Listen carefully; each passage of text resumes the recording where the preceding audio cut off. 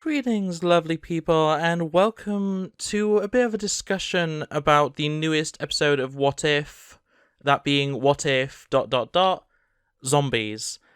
And I have a lot of thoughts about this episode, and there's a reason why I wanted to make a video about this one more than any of the others, but yeah, we'll get into all this. There are spoilers ahead, so if you're worried about that, make sure to watch the episode first, and yeah, roll the intro.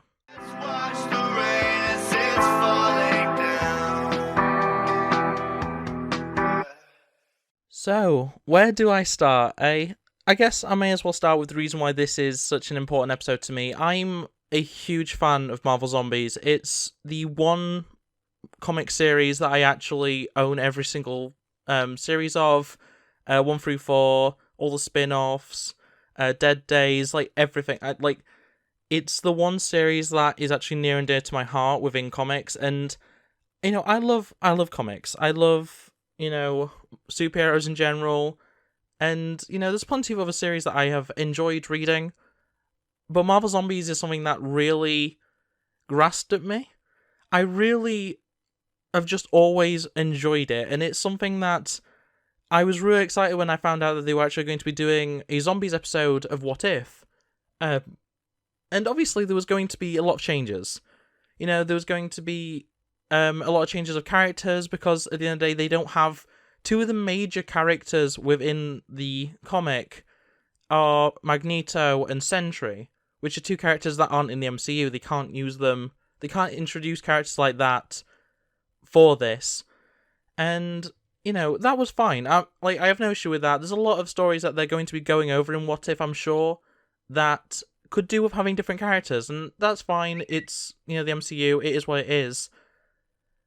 But, at the same time, I kind of wish they'd kept closer to the actual original storyline, because there are some, I wouldn't exactly say the major issues, but just things that I just didn't enjoy about it, and it's a huge shame, because I love Marvel Zombies. It's, this was the one episode that I actually wanted to watch. Of course, I wanted to see Chadwick Boseman's final performance and stuff, and I was interested in Captain Carter, but What If Zombies was the thing. It was what I wanted to see, because it's so important to me as a Marvel fan. Marvel Zombies is what continually makes me a Marvel fan. I was only, a few weeks ago, I reread 1 through 4 and Dead Days, because I love the comic, and it's just a shame that there's some issues with this episode. But first off, I just want to say, before the actual episode aired, literally the night before, I tweeted out, calling it now, What If Episode 5 will take place just prior to the snap, during the time of Infinity War and Ant-Man and the Wasp. Zombies will prevent the full events of IW to occur, including Thanos being infected. This is literally speculation based on knowing the comics. And I literally predicted the entire episode. It starts with Banner falling to Earth from the start of Infinity War.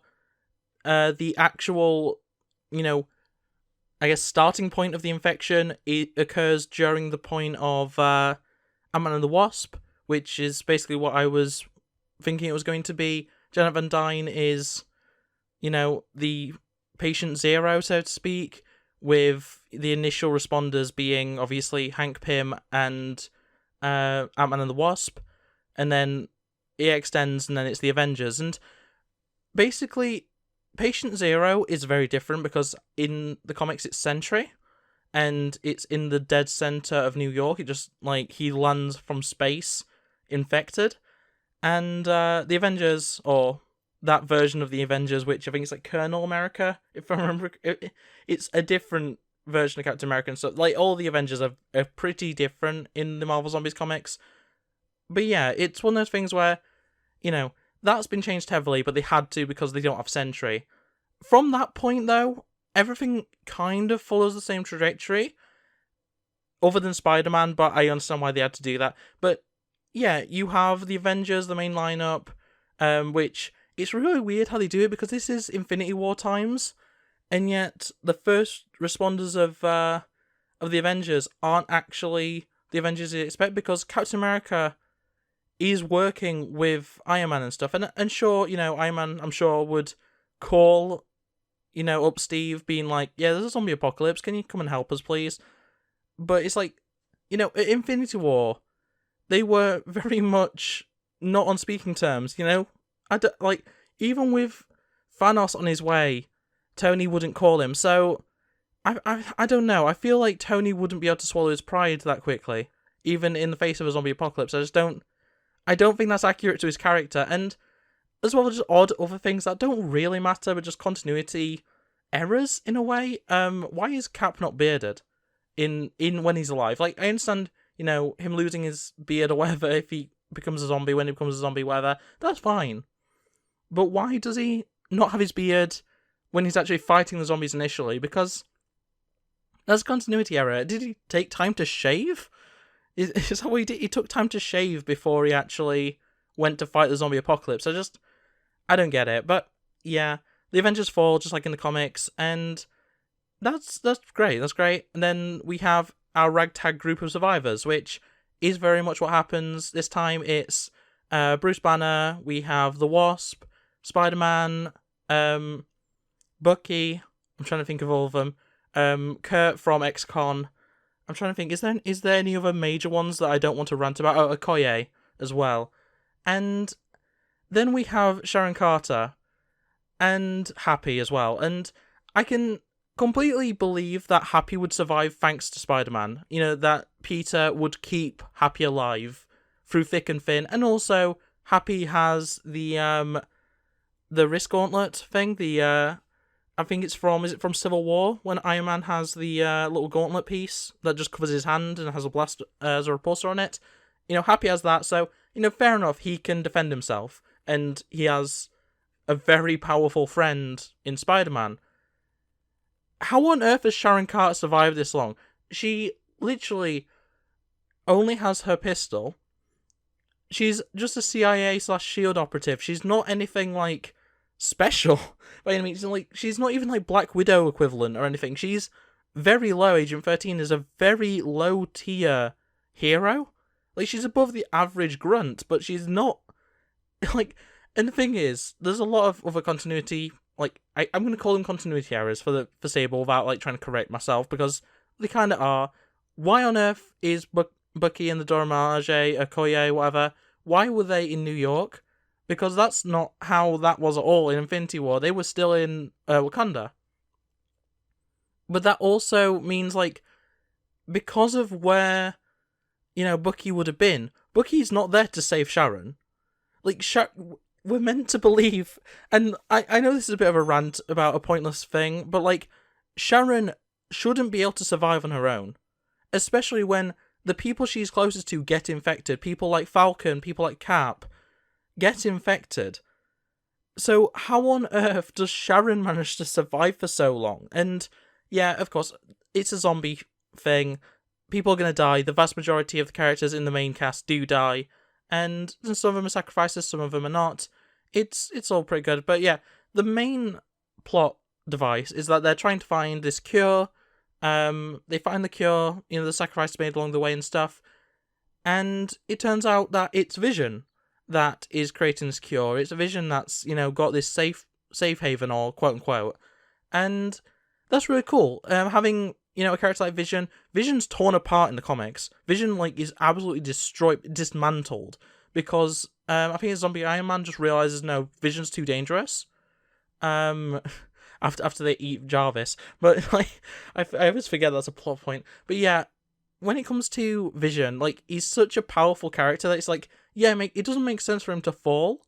And they explain it as, like, yeah, the zombies won't attack him because of the Mind Stone, which is a really good device. It makes sense that a Infinity Stone, would be able to, prevent zombies from attacking. That's very much an interesting little bit of trivia, I suppose, that they've created.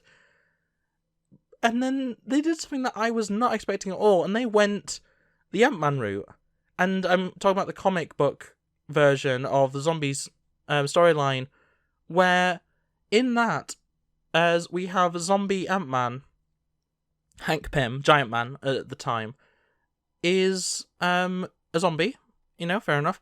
He's been infected, but he's keeping his cognitive, he's keeping his brain active by cutting off Black Panther's limbs and stuff and just eating them. Not killing Black Panther, not infecting Black Panther, just taking enough to keep him, alive. And continually just trying to cure it while he's a zombie still. And in a lot of ways, Vision does fill this entire line. He actually even has Black Panther in the basement, with like his leg missing and stuff, just like in the comic. And it's very much a case that Vision is basically doing that to keep Wanda alive, who's been infected. And yeah, at that point, I was like, this is very fun, this is very cool, but how on earth does someone as powerful as Wanda Maximoff, the Scarlet Witch, how on earth does she get infected? Like, I can, with the comics, you can kind of just sit back and be like, yeah, sure, zombies can kill Galactus, that's fine, because the power levels in the comics are all over the shop. We know for a fact that the Scarlet Witch is a Nexus being who can literally alter reality itself. And you're telling me that she gets defeated by zombies?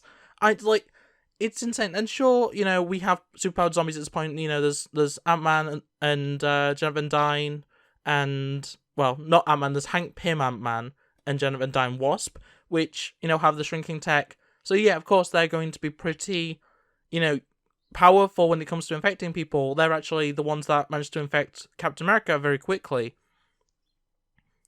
But yeah, no, Scarlet Witch can literally just create a perpetual force field around herself, which is literally what she does in this episode when Bucky is fighting her. She creates a perpetual force field which stops bullets. You're telling me that she couldn't have just done that instantly and never got infected? It's such... I can suspend my disbelief so long, but then there is an extent to that. I can't just keep going forever. But yeah, So yeah, they went the Giant Man route with Vision. Vision ends up, I guess, killing himself and giving, the survivors the Mind Stone. The Hulk then actually comes out, which is, it follows the Infinity War logic of Hulk doesn't want to, come out. Big Green's not is on sabbatical, as Banner says. But yeah, it's like we have a Hulk versus... I've only just watched the episode, so a lot of this is still flying around my mind. But yeah, we have a Hulk versus Scarlet Witch fight where the Hulk is winning. And sure, it's a zombie Scarlet Witch or whatever you want to say. But no, the Scarlet Witch, regardless of whether she's alive or a zombie, would be able to just literally pop his skull with no thought about it, no care in the world. Because the Hulk isn't the most difficult thing to kill if you have her level of power. In fact, we literally saw in a What If episode that Ant-Man's growing tech can kill the Hulk like that. I don't know if that picked up on mic, but I snapped. And yeah, the fact that we see the Scarlet Witch losing to the Hulk, even if it's zombie Scarlet Witch, is insane. It's ridiculous. I can't believe it. Though I will say there is a very nice moment with Hulk and Banner where Banner gets bitten, but as he's getting bitten, Hulk kind of comes out on the arm and half the face, and that actually prevents the bite, because obviously Hulk's skin is very difficult to pierce. So yeah, I doubt in the MCU at least that Hulk would be able to be infected very easily. It'd be a very long-term thing, and I'm sure, Wasp, Ant-Man, Giant Man, whatever, they'd all be able to eventually, because they could just shrink down. But when it comes to regular zombies, they wouldn't be able to infect him, which is something that always bugged me about the comics, honestly. The fact that Hulk managed to get infected when it's like, nah, Wolverine survives longer than the Hulk. Makes no sense to me. But anyway, yeah, it's very much one of those things where that fight should be very one-sided towards the Scarlet Witch. And I'm someone who, I love Hulk, don't get me wrong. And, Scarlet Witch, I think, is a cool character. I love Wanda Maximoff. She's an iconic character. But I still think that the Hulk would be absolutely destroyed in a fight with them. Like, absolutely. Like, when neither of them have anything to lose, Hulk's gone full rage, and Wanda's literally got nothing to lose. Vision's dead. Last time Vision died, she created a pocket universe. Like, do you really think the Hulk can stop her? But yeah, it's a mess, in my opinion. It's an absolute mess of a fight. And, there's a lot of other contrivances that there's so much in this episode, and it may sound like I'm just ranting, and I probably am, but I love this episode. I think it's a great episode. I love the comics that it's based on. There's so many minor things that just build up for me. We also see, so Vision is technically working on a cure using the Mind Stone. Basically, he managed to cure the severed head of Ant-Man.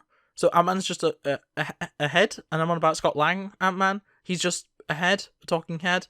He gets the cloak of levitation, so they can actually move about, which is pretty cool.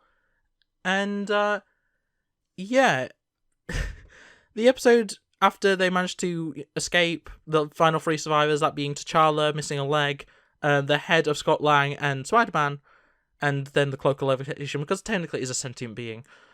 They are flying over to Wakanda, because they have the technology to be able to amplify the signal from the Mind Stone to be able to cure everybody, or cure as many people as possible. And, then before they actually arrive at Wakanda, we see outside the Wakandan shield, there are just a bunch of zombies, which, to be expected. And then it just kind of stops. And, the Watcher goes, but this could end the universe, or end the multiverse, or whatever. And we just see a zombie Thanos holding the Infinity Gauntlet with all of the Infinity Stones. That's how it ends.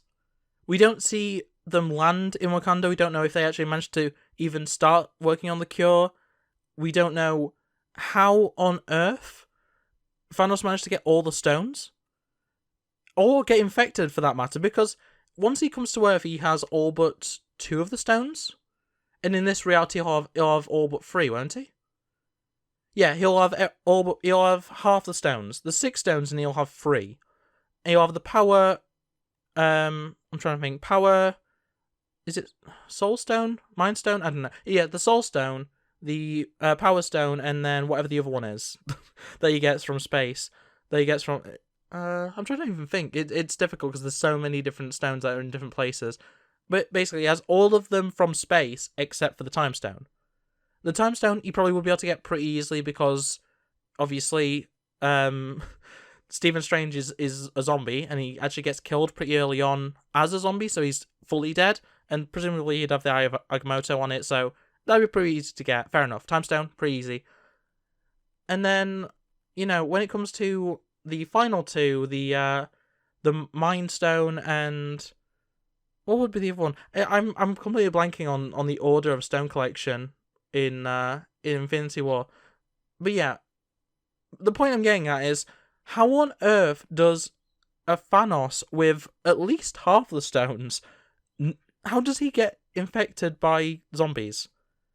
He's going to have 3 or 4 stones by the time he gets to Earth. Like, if he just lands directly on the Eye of Agamotto. He has that many stones. So how is he... How does he get infected? How does that, And I'm sure it'll be like, oh, well, Thanos, he didn't go and get the Eye of Agamotto first. He went straight to Wakanda to get the Mind Stone. And that breached Wakanda, zombies overrun it or whatever, and that's how he got infected or whatever. But I don't know, I don't believe that. Because realistically, unless all of the... Because, to my knowledge, the only flying heroes that actually are infected, are... I'm trying to even think. There's Scarlet Witch, Ant-Man, well, Giant Man.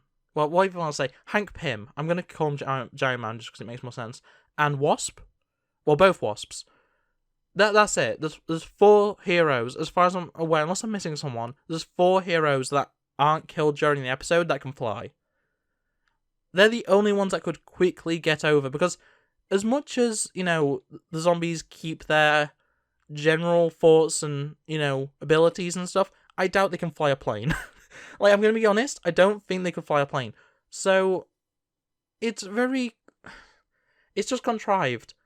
And it's just, this episode is full of contrivances, and it's paced poorly, and it ends abruptly. It makes a lot of weird choices with the characters. And for me, at least, I know this is literally just a me problem, and most people are not like this, but I managed to predict the entire storyline. And that is crazy to me. Like, the fact that usually my predictions are a bit off, like, considerably off. I don't normally make accurate predictions. I literally called it to a T. I said it'd be set prior to the snap, but after Ant-Man and the Wasp, which it is. I said that we'd see an infected Thanos, which we did. And yeah, it's ridiculous that it went that way, in my opinion, because there's so many other ways they could have taken it. I would have honestly preferred if they set it after... We knew it wasn't because of Bucky's arm, but I would have actually preferred if they set it after Civil War. Because at the start of Civil War, there's the chemical weapon that Crossbone's trying to steal. If they'd set it at that point of, Black Widow doesn't catch the chemical weapon, and that's what starts the infection, I think that would have been such a more interesting way, where they're not just treading on the comic. Because that is very much what happened, because other than a few role reversals, just because they didn't want to use certain characters for certain things, or they couldn't use certain characters, like in the case of Sentry and Magneto, it's very questionable. It's a very weird move how they've done it. And as I say, I really do like this episode. In fact, like, this isn't a review, but like, I gave it an 8 out of 10, a 4-star rating, which is very high, especially for a TV show. I do rate things that high semi-regularly, but like, it's when I really do enjoy them. I really enjoyed this episode, and I'm gonna watch it again after this, after I've recorded this. But yeah, I just, it's such a weird thing that they've done with it. There's so many better ways they could have gone about it, and I would have enjoyed it so much more than I already do. I don't know. I think the biggest issues are the pacing and the abrupt end. I think this could have done with being an hour. Obviously, all the What If episodes are 30 minutes, give or take. 35 if you include the credits, which is every credits, including the foreign credits. So, like, I wasn't expecting it to be that detailed, but, like, they could have even done, like, multiple episodes on this concept and stuff, and hopefully they do in season 2, but, yeah, it kind of just makes me want a full, What If Zombies film, like, fully animated and everything, just a full, like, 2-hour What If Zombies episode, and it goes into more detail. It could literally, like, be the exact same story, start the exact same, but just give way more detail, take it slower, actually extend it out so that we actually see the events that lead up to zombie Thanos having the Infinity Gauntlet. Just stuff like that. There's definitely potential here for a wider storytelling, and I hope that they actually take it. The thing is, like, every episode has set up a big universe-ending threat, especially these last two, with both... Oh, what am I thinking? With both the events of the Doctor Strange episode being like, this could be the end of all reality and stuff like that, with the time manipulation, and then the zombie apocalypse in, the zombies episode, and then Ego is a threat in the Star-Lord episode, the T'Challa Star-Lord episode, so it's like, there's so many major, like, world-ending threats, or galaxy, or universe-ending threats, and I'm concerned that as this series builds and builds and builds, we're going to end up seeing a crossover event with Zombie Hunter Spider-Man, Captain Carter, Evil Doctor Strange, T'Challa Star-Lord, and, whoever else is in the other episodes, the scrap metal Iron Man and stuff like that. All those characters, Brofor, they're all going to team up, and then they're going to be dealing with every single major conflict from these episodes. So, they're going to go back and they're going to be dealing with the giant squid monster from Carter. They're going to be dealing with... I'm trying to remember the order of episodes, but, they're going to be dealing with the reality breaking. They're going to deal with the zombie Thanos. They're going to deal with Ego. It's just going to be too much. But that's going to be a discussion for the future. Right now, we're only halfway-ish through the season. I think, is there 10 episodes? I think there's 10 episodes. I'm going to Google it while I'm talking, because if it's 10 episodes, we're halfway through. And that means that we've still got a lot to go over. There's still a lot that we haven't seen. Like, Bro 4 is probably the next thing that I'm properly interested in. Is there 7 episodes? There's 7 episodes, I think. Maybe? I'm not sure. It's saying 7 episodes, so if there's 7 episodes, then we're literally 2 off the end. And I've got a feeling that the final 2 episodes are going to be a 2-parter. And by that I mean, the next episode is going to be Bro 4 then, in that case, surely? Oh, actually, there's 2 more stories to go. There's Bro 4, and there's the episode about Tony Stark on Sakaar. So there's 2 more stories, but there's only 2 more episodes, so are we not getting a crossover? They did move an episode, didn't they, into the next season? There was supposed to be 1 extra episode than there was, and then they moved it into the next season, so that might be the case. We might not see a crossover this season.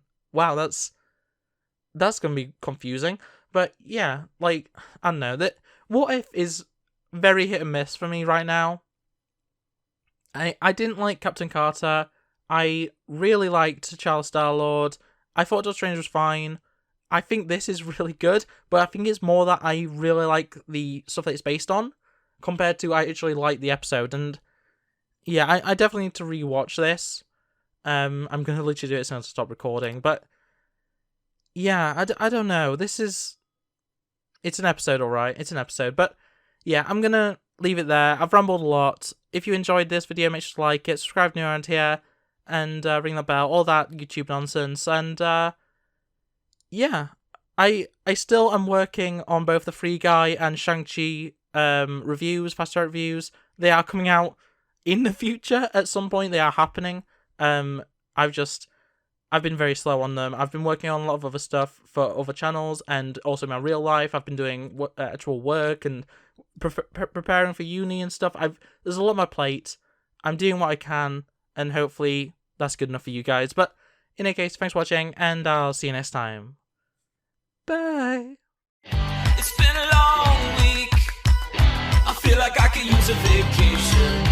I can hardly think. It's like the worst song you've ever heard on every station.